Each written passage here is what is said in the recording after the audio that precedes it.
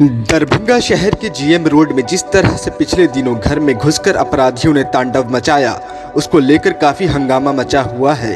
प्रशासनिक से लेकर राजनीतिक गलियारों में इसकी गूंज सुनाई पड़ रही है। अभी से कुछ देर में पप्पू यादव भी घटनास्थल पर पहुंचने वाले हैं, लेकिन ठीक उससे पहले दरभंगा पुलिस ने बड़ी कार्रवाई करते हुए 8 अभियुक्तों को गिरफ्तार कर लिया है। पुलिस कप्तान ने इस मामले पर पूरी जानकारी दी है। दिनांक 10 तारीख को रात्रि करीब 8 बजे संजीव झा, निकी झा उनके मकान पे कुछ अपराधकर्मी लोग घुस गए थे और वो बुलडोज़र से उनके घर को तोड़ने, उनका मेन गेट वगैरह तोड़ दिया था और उसके बाद आगजनी की भी घटना वहाँ पर हुई। इस सूचना पर वहाँ तत्काल पुलिस गई और जेसीबी को उस दिन घटना के दिन ही जब्त करके ले आई और उसके बाद जो जख्मी थे 4 जने, उनको इलाज के लिए डीएमसीएच भेजा गया। उसमें से 2 लोग गंभीर अवस्था में पीएमसीएच रेफ़र कर दिए गए। इसकी प्राथमिकी 11 तारीख को निकी झा के फर्द बयान के आधार पर प्राथमिकी हुई है। उसमें एक नामजद अभियुक्त शिव कुमार झा हैं और बाकी 40 अज्ञात लोग हैं। उन 40 अज्ञात लोगों का हम लोगों ने अपने जो टेक्निकल टीम है और जो साइंटिफिक तरीके हैं उससे हम लोगों ने पहचान किया और करीब तकरीबन 13 लोगों की पहचान अभी तक हुई है। उसमें से 8 अभियुक्तों की गिरफ्तारी मधुबनी और मुजफ्फरपुर और दरभंगा से की गई है और जो 5 अन्य जो आइडेंटिफाइड हैं उनकी भी शीघ्र गिरफ्तारी होगी। और जो एक नामजद मुख्य अभियुक्त हैं शिव कुमार झा, उनके संबंध में भी हमारी टीम लगी हुई है और विलम्ब कुछ दिनों में उसकी भी गिरफ्तारी हम लोग कर पाएंगे। गिरफ्तार लोग प्रॉपर दरभंगा के हैं या बाहर के हैं? नहीं, सभी दरभंगा के ही रहने वाले हैं। दरभंगा। जो घटना घटी थी उसमें आग लगाने की बात आई थी, उसमें कितनी सच्चाई, क्या हुआ था? देखिए, उसका सीसीटीवी हम लोगों ने निकाला है और सीसीटीवी देखने से वो एक अनुसंधान का एक बिंदु बन गया है और उसमें जो चीज़ें दिख रही हैं वो सबके सामने हैं और उस पर विश्लेषण हम लोग फॉरेंसिक तरीके से भी कराएंगे कि जो चीज़ें दिख रही हैं उसमें क्या सत्यता है और उसके बाद उसी हिसाब से साक्ष्य के तौर पे उसे न्यायालय के समक्ष रखा जाएगा। प्राइमरी स्टेज में क्या लगता है, किसने आग लगाया? ये अनुसंधान का विषय है और जो सीसीटीवी फुटेज है वो सबके सामने है। जो पीड़िता है उनके एक बच्चे भी उनके कोख में मरे हैं, क्या 302 या दूसरी धाराओं में भी? नहीं, वो चूँकि जब प्रेग्नेंट रहती हैं और उसका डेथ होता है तो उसके लिए अलग उपयुक्त सेक्शन बने हुए हैं आईपीसी में, उसके तहत कार्रवाई। लेकिन लगातार पीड़िता जो है आरोप पुलिस पर लगा रही हैं, यहाँ तक कि आपका नाम भी लिया जा रहा है कि मिलने आए थे लेकिन मिलने नहीं मिला गया। वहीं थाना अध्यक्ष की भी भूमिका संदिग्ध। मैंने 10 तारीख को इसी कार्यालय से निकलने के समय उनसे मेरी मुलाकात हुई है, दोनों से, और मैंने मुलाकात के बाद संबंधित जो निर्देश देने हैं वो टाउन थाना को मैंने दिया भी है। सर, ये लगता है कि जिस तरह से 9 को घटना हुई, पुनरावृत्ति 10 को की गई, अगर पुलिस अलर्ट होती शायद घटना को टाला जा सकता था। नेग्लिजेंसी किसकी तरफ से है? इसमें जो बातें हो रही हैं कि 9 तारीख को लोग गए थे और फिर ये 10 तारीख को घटना घटी, इसमें स्पष्ट रूप से कहीं ना कहीं टाउन थाना के स्तर से लापरवाही प्रथम दृष्टया तो दिखती है। हम लोग इससे संबंधित जो है कार्रवाई भी करेंगे और इसकी एक रिपोर्ट हम लोग स्थित SDPO से लेने के बाद जो भी इसमें जिनकी लापरवाही पाई जाएगी उन पर कार्रवाई होगी अनुशासन। घटना के वक्त भी पुलिस को लगातार संपर्क में परिवार बता रहा है कि हम फ़ोन पे थे, लेकिन पुलिस कोई रिस्पॉन्ड नहीं कर रही थी, क्या कहेंगे? घटना की सूचना मिलने पे जो लोकल गश्ती पदाधिकारी थे वो तुरंत वहाँ पे तुरंत पहुँचे थे और पहुँचने के कारण ही वहाँ पे वो जेसीबी आदि वगैरह जब्त हुआ और जो जख्मी हुए थे उन्हें इलाज के लिए भेजा गया। एक और आरोप लगाया गया है कि जो जेसीबी का ड्राइवर है वो उसे लोगों ने पकड़ लिया था लेकिन पुलिस ने उसे छोड़ दिया, कितनी सच्चाई है?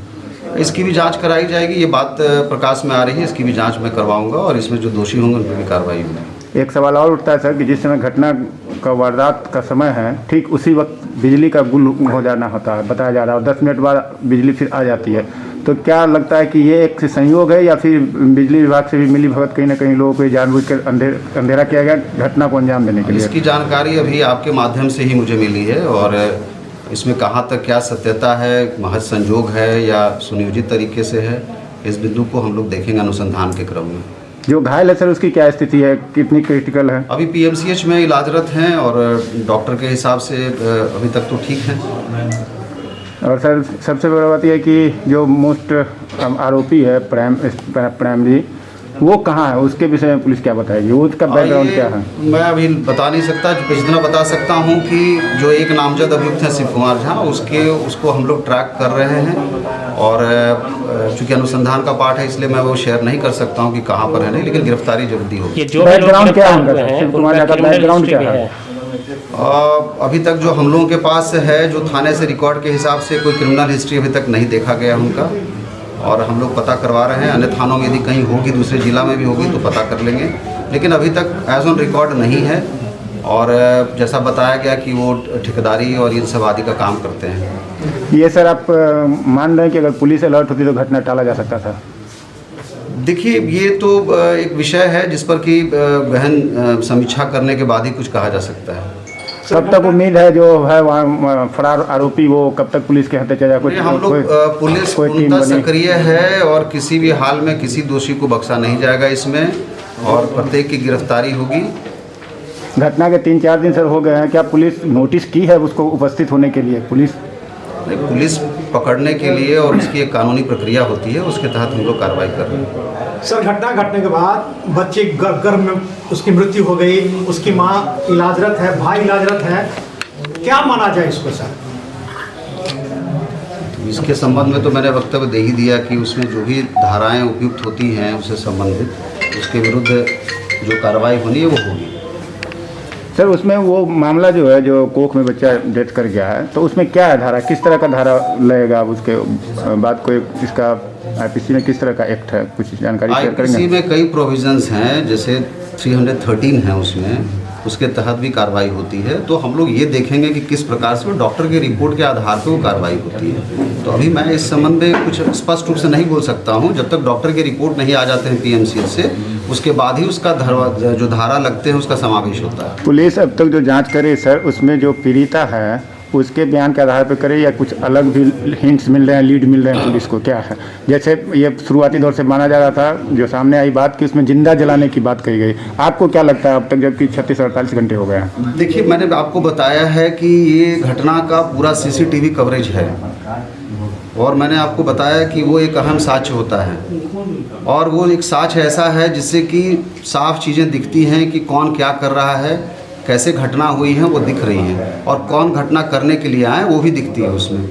तो उन सब चीज़ों को खंगाला जा रहा है, और एक एक चीज़ को साक्ष्य के तौर पे हम लोग अनुसंधान के क्रम में लाएंगे और फिर न्यायालय के समक्ष उसे रखा जाएगा। सीसीटीवी फुटेज में जो सारा दिख रहा है उसमें एक स्प्रे भी छिड़काव किया जा रहा है, क्या वो स्प्रे कोई तरल पदार्थ है, ज्वलनशील पदार्थ है?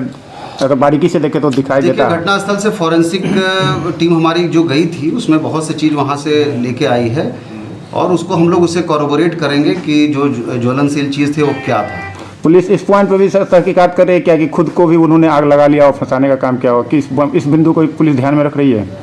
देखिए, वो मैंने बताया कि जो साक्ष्य हैं वो एक अनुसंधान का विषय होता है, और वो अनुसंधान में जो चीज़ें आएंगी वो समय के साथ आप लोग को पता चल जाएगा। जो गिरफ्तार हुए हैं लोग सर, उन्होंने क्या बताया, किस तरह से प्लान हुआ था, क्या प्लान हुआ था, क्या जानकारी शेयर करेंगे?